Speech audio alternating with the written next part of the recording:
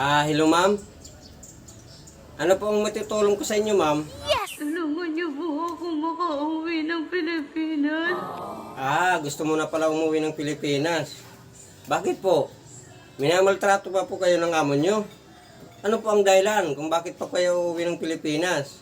Iyot na po ako.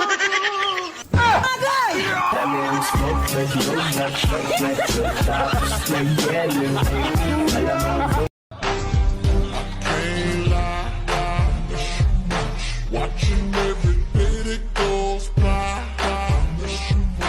Till I get you back, I'm gonna try.